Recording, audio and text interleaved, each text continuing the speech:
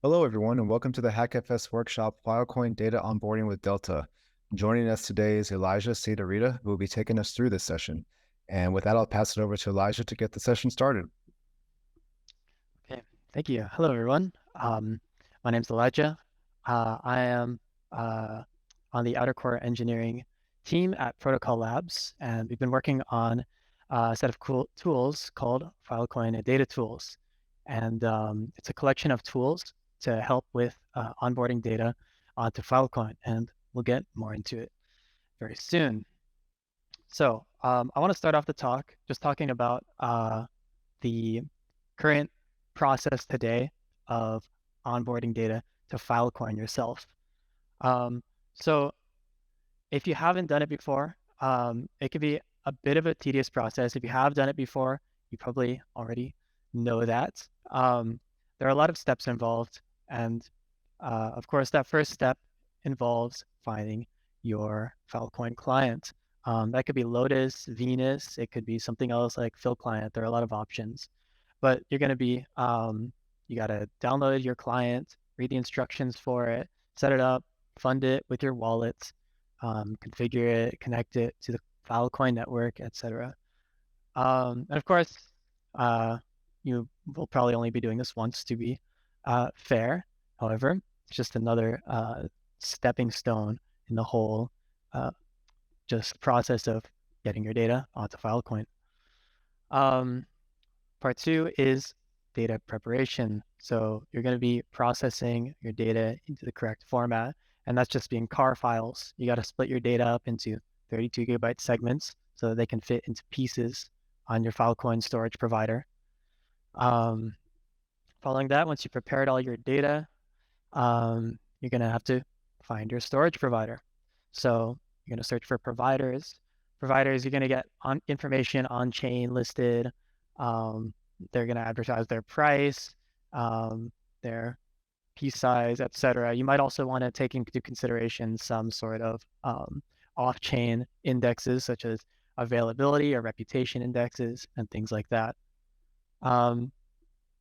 So once you find your storage provider, you can move on to part 4, which is deal submission. And this is going to involve generating your deal parameters. So you're going to have to specify your size of your deal, your duration, the max price that you're willing to pay. You got to prepare the PCID, the payload CID, etc. So once you've got all these deal parameters put together, you've got to submit the deal to the storage provider. The storage provider can then accept or reject your deal proposal. You can then you got to check if it's been accepted. If it has been accepted, you can go ahead. If it hasn't been accepted, you might want to retry with a different storage provider, different deal parameters, etc. And then once your deal has been accepted, you can prepare to transfer it to the storage provider. That might be over libp2p. It might be over Boost. If you're doing an offline deal, then you might want to set this up yourself with the storage provider.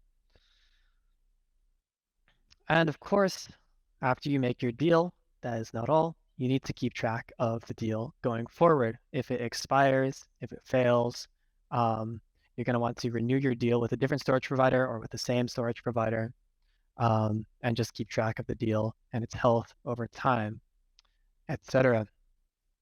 So people do this, obviously. This is how it's done. This is how it works, and you can do it. It's just a lot. It's a bit tedious. This mainly comes from the issue of a fragmented tooling ecosystem. A lot of tools are split up between different teams. You're going to be often cobbling together different pieces of technology. You're going to have like one tool for preparing your data, another tool for uploading it, another tool. You might have to be putting together your own scripts. And often there's just a lot of knowledge involved. And especially this becomes really prevalent as you're starting to get into uploading increasingly large amounts of data. And this is specifically a place where we are looking to address the problem. Overall, it works, but it could be simpler. So that is where we're looking to come in with Filecoin data tools. Filecoin Data Tools, it's outer core engineering's solution to this data storage complexity. I wouldn't say problem, but something that can be improved. It's a unified and coordinated set of Filecoin tooling. So it's multiple tools, and they've all been developed in a standardized way by our team, outer core engineering. So it's got an opinionated architecture. And since we have been building up multiple layers of this technology, that means that we've been able to work on optimizations that go really deep through the stack, through multiple layers of the stack. So on top of that, we're a dedicated engineering organization. So this is not a contract. This is not like a consulting engagement. So it means that we're going to be continuing to update this, continuing to support this. It's not just a one-off project that we're going to have to move on from later. So we're going to keep supporting this, and we're going to keep pushing out updates and improving things as we go. So we do have also a real SP on the team. That's going to be Jason on Slack, or Jason Chehalika. I hope I pronounced that name correctly. I've never actually asked him about that. But he's representing our storage provider requirements, and it gives us, we've been able to have a very grounded view on the requirements on the storage provider side of making deals. And we've also got solutions architects, namely Bill Schreckenstein, and they're able to help with white glove data onboarding. And we can help you out with getting your data on and just facilitating that process. So again, Filecoin Data Tools is a collection of tools. And that includes Estuary, it's Delta, Ptolemy. Delta is the main focus of this presentation, but there's a lot. And you can actually, we've got great docs at docs.filecoindata.tools, and I'll visit that link very soon. But yeah, so the actual component that's going to be making deals, which is the focus of this presentation, is Delta. So Delta is Filecoin Data Tools Deal Engine microservice. And so it's API oriented. It's controlled through API. It's a daemon, and it wraps up all the complicated Filecoin deal making process into a single service. One of our big focuses for the development of this application has been supporting large data onboarding requirements. And right here you can see we've got our GitHub link to the open source project. You can download it, build it, run it yourself. github.com/application-research/delta. I will mention that, so we've got a hosted option, and we've got the open source version, same version. You can run it yourself if you want, or you can use our hosted version. So Delta's features, that involves card generation, CommP generation, piece commitment generation, deal making. We do both online and offline deals. So if you're going to do an online deal, we'll transfer the data to the storage provider for you. If it's an offline deal, then we'll just set up the whole deal. We'll set up the deal basically, and then you can handle transferring the data yourself. We also do deal repair, which is where if your data goes offline or if it's coming close to expiring, we can repair it. We've got deal status checking, very straightforward, statistics tracking of your deals, wallet management, so you can choose which wallet you're going to be using for making your deal, and storage provider selection, of course. So the architecture of Delta, pretty straightforward. We've got a REST API in the front. The REST API is just going to listen for user requests to make deals. And of course, next to that, we've got an IPFS node. So if you want to transfer your data to Delta over IPFS instead of over HTTP, that is an option. Behind that, we've got the dispatcher/job framework, and this takes care of all the different types of jobs that Delta can do, as I listed in the previous slide. So that's going to be piece commitment, data transfer, deal proposal generation, etc. And then behind that, we've got a database, which I think is pretty straightforward. So when you upload a file to Delta, first thing that's going to be done is it's going to compute a CommP for your file. Then you have the option to provide a user-provided wallet. Otherwise, if you don't provide that, then the default wallet will be used for Delta. You've got a suitable SP will be identified after that, and then a deal proposal will be created and submitted to that storage provider. Then the data will be transferred to the storage provider if the deal is end-to-end or online. If it's an offline deal, then we'll, of course, skip that step and you can handle it yourself. So to note, there is a 1 GB minimum size on files uploaded with Delta. However, that's not a hard limit because we have other tools in our stack are built to address this problem. So I'll get to that very soon. So again, I mentioned we're able to do some unique optimizations based on having a more unified and like coherent stack. And just two of those that I'm going to go over right now. The first one is going to be CommP generation. So back in Estuary v1, we had the CommP generation step was taking 3 to 5 minutes, which is not great, to be fair. However, we have been able to bring that down to about 2 seconds on our dedicated hardware, which is a pretty substantial improvement. Of course, more optimization lies in the future. We're looking towards hopefully getting to sub-second CommP generation. And of course, we're also a team within Protocol Labs, as previously stated. So we do have direct access to the cryptographers that build the Filecoin protocol. We can exchange information, requests, etc. So here we've just got a graph. We've got Delta over here on the right in gray.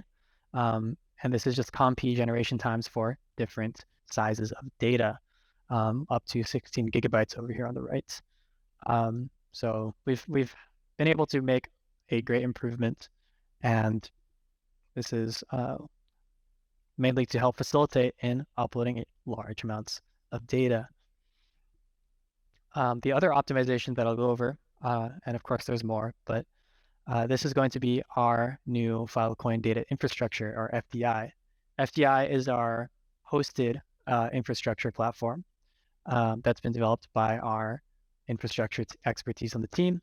So we've got infrastructure and Kubernetes expertise, and we're looking to build effective horizontal auto-scaling to match our load. The componentized architecture, of course, also of Delta, allows the independent scaling of services, so we can match our load very precisely.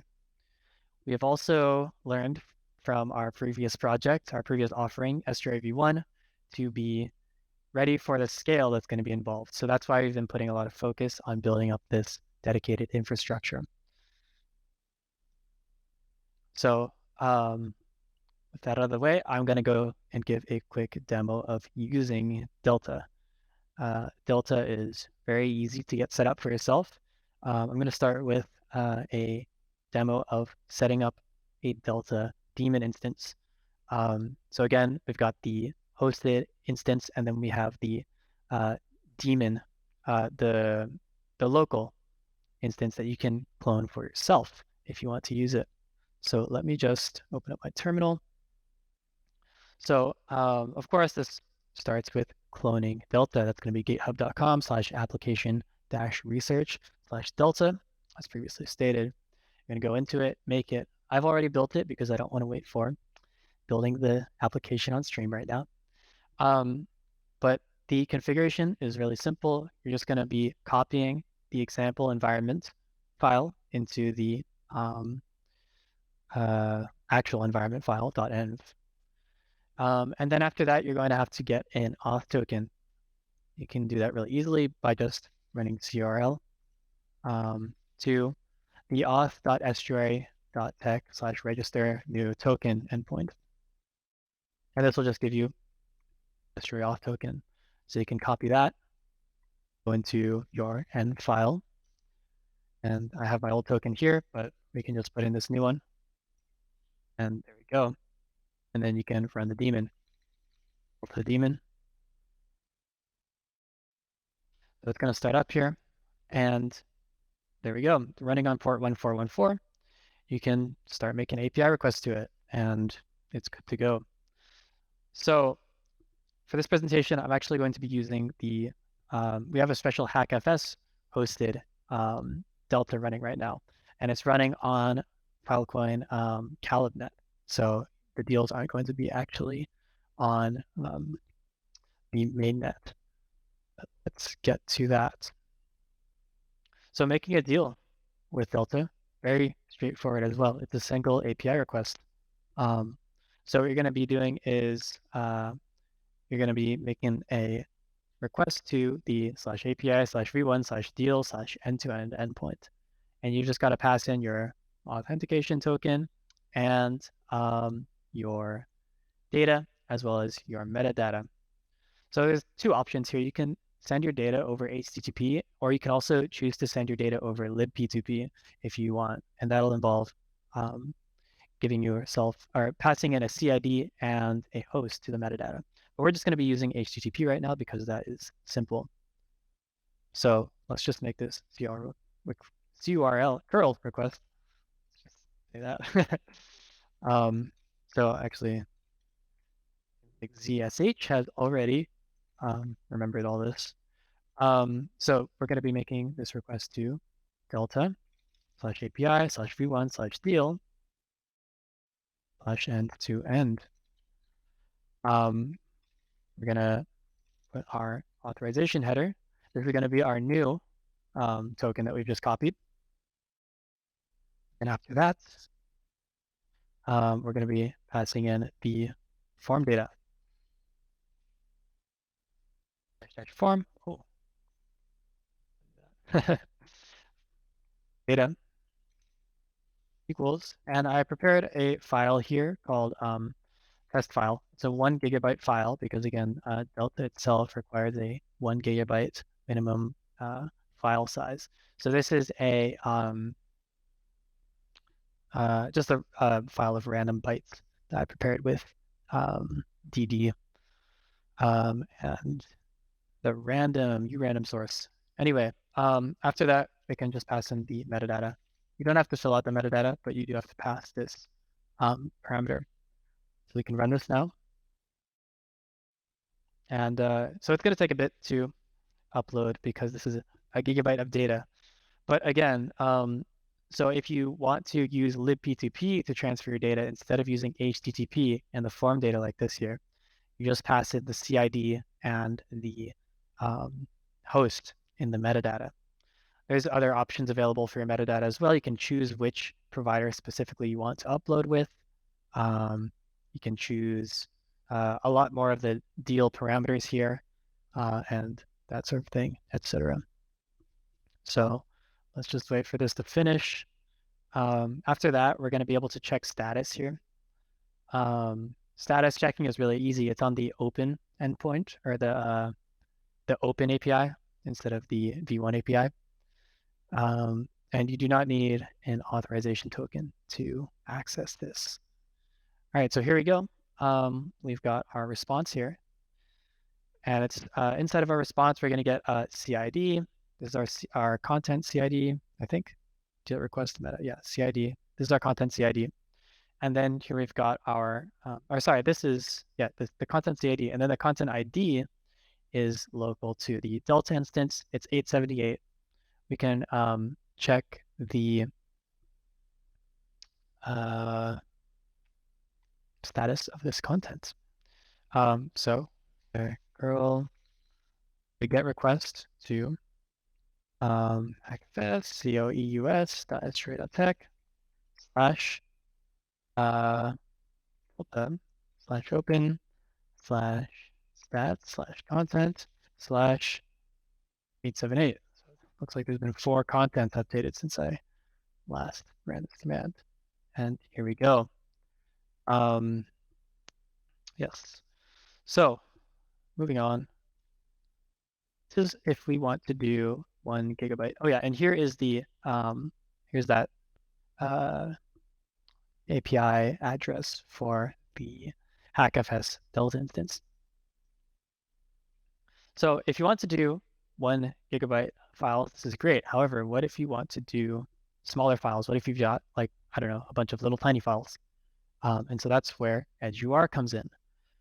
EdgeUR is built on top of Delta, and it's a content aggregator. So what it does is it'll take multiple different files that have been uploaded and basically pack them together and then make them all, upload them all to storage providers in batch deals.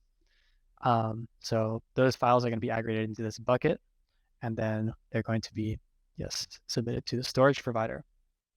So again, this allows us to upload much smaller deals or much smaller pieces of data. And it also will immediately make the data available over libp2p if you want to access it immediately, since the batch deal is not going to be made immediately, since it's going to wait for multiple pieces of content to be added. So making this deal, making a deal with EdgeUR, let's do that. So I've got my deals with EdgeUR example here. So we've got a HackFS instance for Edge as well. It's going to be HackFS COEOS .sra.tech/edge instead of /delta. So making a deal with Edge. First, let's switch to Edge. And make a request. Let's just ls here. I'm just going to make a deal for some little tiny file here. Let's just make it for the Docker compose file of the Edge repository. So I'm just going to curl post https hackfs coeos.sra.tech/edge. Looks like we've got an autocomplete here already as well. /content/add. Again, add our authorization header. I lost my authorization header that I just got. I'm just going to reuse this one here. Yep. Our data, that's going to be, we're going to do the Docker compose of YML. And then the last piece of the request, the form metadata. That's going to be nothing because we're not selecting anything specific. So let's run this. That happened really fast. We're now uploading a gigabyte this time. So that was much easier. Again, we're going to get the ID. Content ID is going to be this here. And we can use that again to look up status now.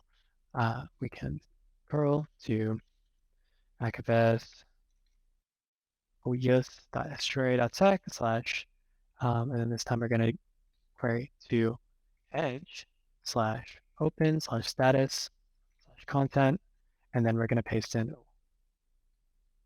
what was that ID here? 16817. And we've got our status here. So our status, success, kind of cut off right there. But yeah, so this is going to be pinned now, and you'll be able to access it over IPFS from the Edge IPFS gateway. Now, so this is great. This lets us upload very small pieces of data. Now, on the other side of things, what about large data sets? So large data sets is something that we've really been focusing on because we want to be able to onboard very large pieces of data. And we're talking like very large data sets on the terabyte scale. And so the way that we are doing this is with DeltaDM. DeltaDM is stands for Delta Dataset Manager, and it's basically a tool, again, built on top of Delta for managing massive data sets with potentially long-running upload duration. So it's not something that you're going to be wanting to do in one HTTP request. So this is able to replicate data to multiple providers. You can manage your upload configurations. You can filter which providers you want to be getting, which data sets, which wallets you want to be using for which data sets. You've got a whole record of your actual deals that have been created. And the best part about it, I think, is that we have an accessible UI, which is very exciting. So the repository for this is github.com/application-research/delta-dm. Again, you can build this yourself, check it out yourself, do whatever you want with it, as it's open source. So the dataset upload process with DeltaDM starts with creating a dataset. then you're going to attach contents. Contents are going to be, you're going to have a file generated in an external program. This is going to be Ptolemy or some other external program. Ptolemy is still in the works, but this is going to be integrated into Delta DM. So this is going to be a completely end-to-end process in this one UI, which is going to be very nice. So you'll attach your contents. That lets you upload the actual data that you want to send to storage providers, possibly multiple. Then you're going to register your wallet and associate it with that data set, because you're usually going to be having, if you have a Phil Plus grant, that grant is going to be for that specific data set. So you're going to want to associate that wallet with the data set that's designed for. After that, you can add whatever providers you want to be able to make deals with, and then you can set up your replication profiles, which will start automatically replicating these data sets to the providers that you've specified. So let's just do a quick demo of this UI. I think I already have it running locally. Here we go. So this is our UI. Very nice, very beautiful. So again, the first thing that you are going to be wanting to do is make a new data set. You can call it whatever you want. So HackFS, for example. You can set your application count, your deal duration, and set that up. And then, so now that's going to show up right here. Then you can go in and attach content. I don't have any content to attach right now, but this is where you would attach a JSON file describing the content that's been generated in Ptolemy. And again, Ptolemy is going to be integrated into this UI, so that'll be very easy. After that, you can go in and add a wallet. I've already got a wallet right here, but normally you would add a wallet via the CLI so that you're not potentially transmitting your wallet secrets through HTTP unsecured. So that'll be done through the CLI. But after that, once you've got a wallet, you can go and manage, and you can add which data sets you'd like to make deals with using this wallet. So if I wanted to add my HackFS data set, we can have that here, save it, and now that's going to allow HackFS to be done with this address. After that, we can go into our providers. We can add whatever provider we want. If I want to add F0, blah, blah, blah, blah, blah, call it HackFS, we go there, manage it, change the whether we want it to allow self-service, which allows storage providers to come in and request data for themselves. And after that point, we can go into replication profiles. And this here, you can choose, like stated before, which data sets you want to be replicated to which storage providers. So if I want to replicate, for example, to the HackFS storage provider with the HackFS dataset, we specify that. And after that, the daemon will start automatically making deals to this HackFS provider. So yeah, that's our solution for making very large deals with Filecoin data tools. And with that, I think that is actually all I have to present. So yeah, more info, go to filecoindata.tools for great docs. Docs are really well prepared. I'll actually pull that up right now. Docs.filecoindata.tools. That's going to be this website here. Feel free to go check it out.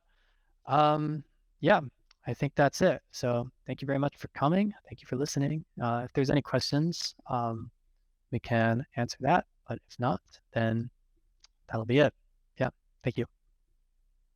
Yeah, cheers. Thank you, Elijah. Yeah, if anybody has any questions, please feel free to type them in the chat or take yourself off mute.